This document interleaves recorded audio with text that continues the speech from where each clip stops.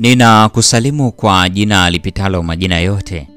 Hili sio jina la mtu awaye yote, bali ni jina la Bwana wetu Yesu Kristo. Ninakualika katika mfululizo wa masomo ya kesha la asubuhi kwa mwaka wa 2025. Hii ni Disemba 2025. Mwinue Yesu juu kama mfalme ajaye. Tulikuwa tukijifunza masomo mazuri, na siku ya leo Disemba 19 tutaenda kuiangazia mada inayosema badiliko la neema. Mada leo imejengeka katika kitabu cha waraka wa kwanza wa Petro, sura ile ya 4 aya 7. Neno la Mungu linasema, lakini mwisho wa mambo yote umekaribia, basi iweni na akili, mkeshe katika sala. Tuombe. Mtakatifu, mtakatifu, mtakatifu Baba yetu uliye mbinguni, jina lako litukuzwe sana. Asante kwa ajili ya siku hii ya leo. Asante kwa ajili ya ulinzi ulioweka maishani mwetu. Watoto wako wa kiume na wa kike, tumekuja miguuni pako siku ya leo. Tu wa dhambi, tusiostahili hata kuliitia jina lako. Lakini tunasema asante, kwani umedumu kuwa kiongozi katika maisha yetu.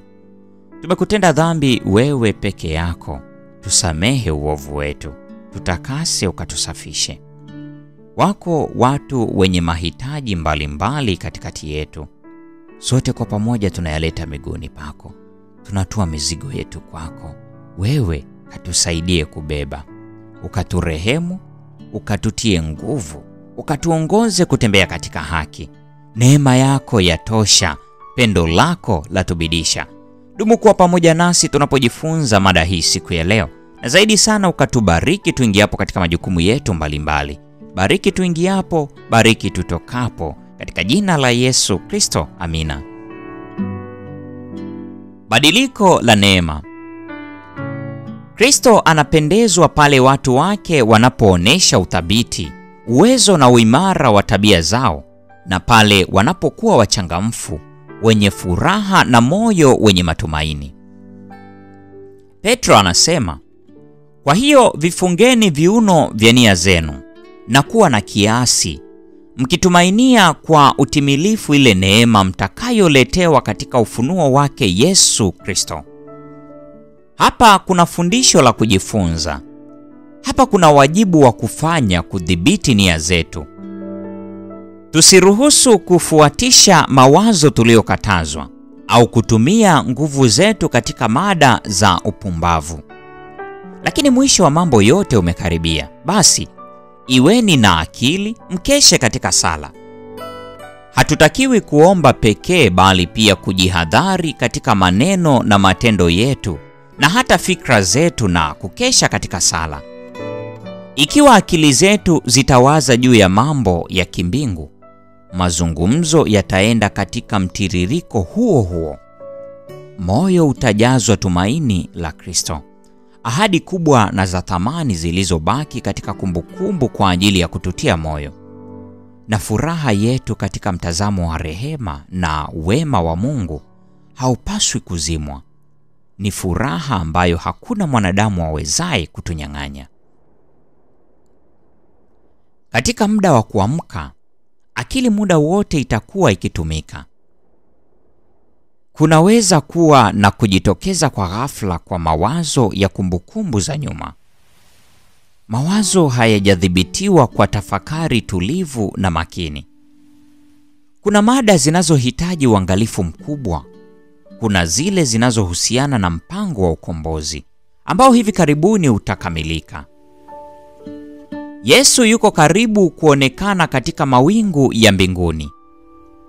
Na ni aina gani ya tabia tunapaswa kuwa nazo zitakazotuwezesha kusimama katika siku ile? Kwa kuzitafakari mada hizi zenye maslahi ya milele, akili inaimarishwa na tabia kukuzwa. Hapa ndipo penye msingi wa kanuni ile thabiti isiyoyumba aliyokuwa nayo Yusufu. Hii ndiyo siri ya kukua katika neema na katika ufahamu wa ukweli.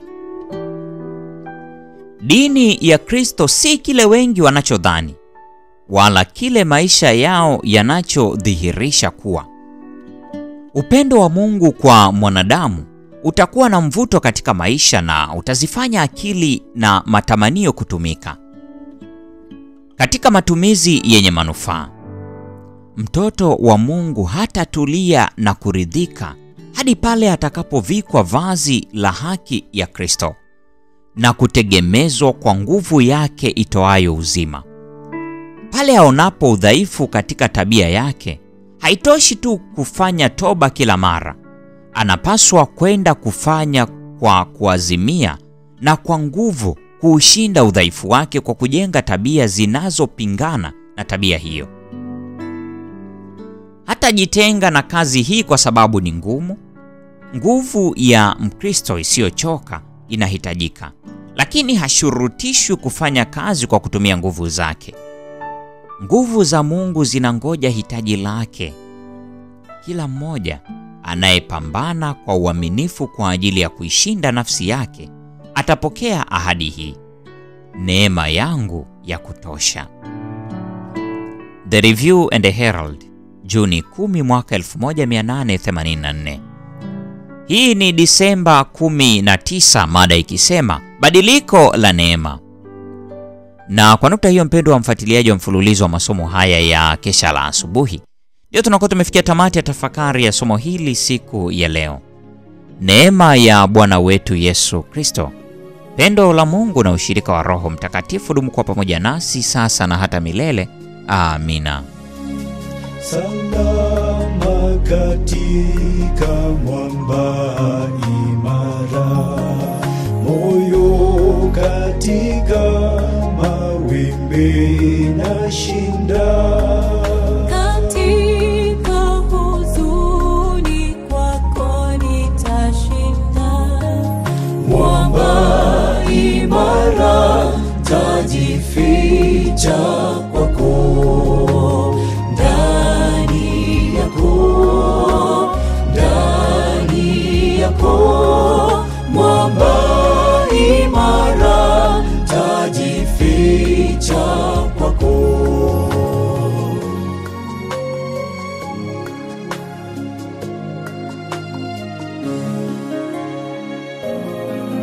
Wimbi la mawio saya upweke, majaribu yanaponi andama.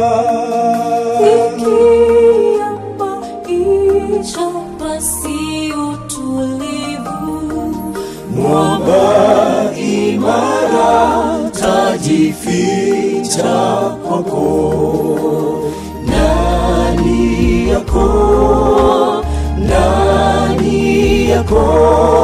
mwamba imara, tajificha kwako. Ndani yako, mwamba imara, tajificha kwako.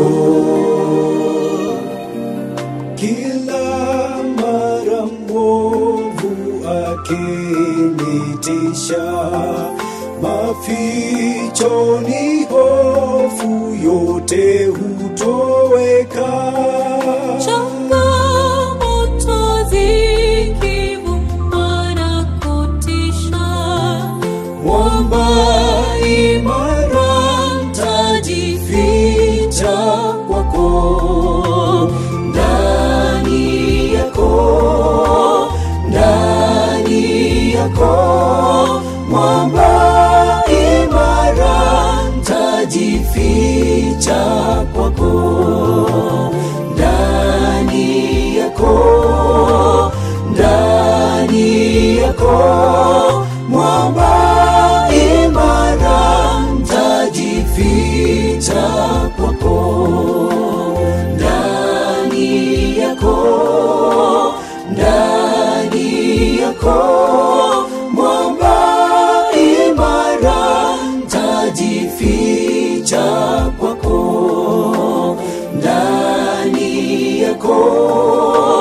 Ndani yako, mwamba imara, tajificha kwako.